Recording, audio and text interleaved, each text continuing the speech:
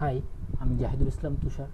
আজ আমরা জানবো কীভাবে স্ক্রিনশট সফটওয়্যার ছাড়াই আমরা স্ক্রিনশট করতে পারি। যেমন আমার কাছে স্ক্রিনশট সফটওয়্যার আছে যেটা স্নিপিং টুল।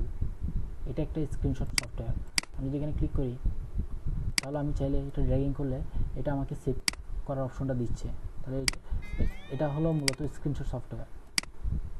যে এখানে যে পিকচারটা আসছে এটাই স্ক্রিনশট সফটওয়্যার। আমি তাহলে এই পিকচারটা আগে ডিলিট করে দিই। ডিলিট করে দিলাম পিকচারটা, এটাই পিকচার, তাহলে ডিলিট করে দিলাম। এখন আমি চাচ্ছি একটা স্ক্রিনশট নিব।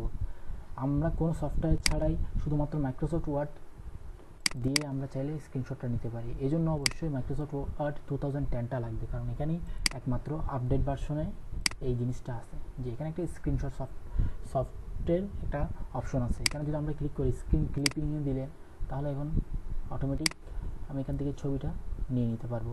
আবার এই ছবিটা এখান থেকেই সেভও করতে পারবো, যেখানে আমার দরকার। ডেস্কটপে দরকার, আমি এখানে একটা নাম দিলাম, যে কোনো সেভ দিলাম। তাহলে এখন কী হলো, আমার ডেস্কটপে ছবিটা অটোমেটিক চলে আসলো।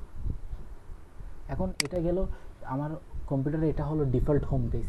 আমি যদি কোনো একটা পেজে লগ ইন থাকি, যেমন এই পেজে লগ ইন আছি, এই ছবিটা আমার স্ক্রিনশট লাগবে, যেটা আমরা সাধারণত মোবাইলে করি, যে কোনো একটা পেজে লগ ইন থাকি ওইটার স্ক্রিনশটটা নিই। এটার ক্ষেত্রেও করা যাবে অবশ্যই। এই পেজটাকে আগে রাখবো, রেখে মাইক্রোসফট ওয়ার্ডটা ওপেন করব। উইন্ডোটা ওপেন করার পর ঠিক সেম একইভাবে ইনসার্টে যাব, স্ক্রিনশট অপশনে যাব। এখানে দেখেন অ্যাভেলেবেল উইন্ডোজ নামে একটা অপশন অটোমেটিক দিয়ে দিচ্ছে। আমি যখন এটাতে ক্লিক করব অটোমেটিক স্ক্রিনশটটা ও নিয়ে নিবে। আবার এটাতেও আমরা চাইলে সেভ করতে পারবো পিকচার হিসেবে, যেমন আমি এটা সেভ করলাম। এখন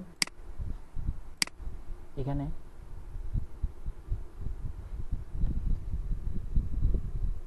ছবিটা সেভ হয়েছে, কিন্তু আমার ফাইলটা সম্ভবত ডেস্টিনেশন ফাইলটা আমি এখানে দিইনি, অন্য কোনোখানে দিয়েছিলাম, যার কারণে দেখা যাচ্ছে না।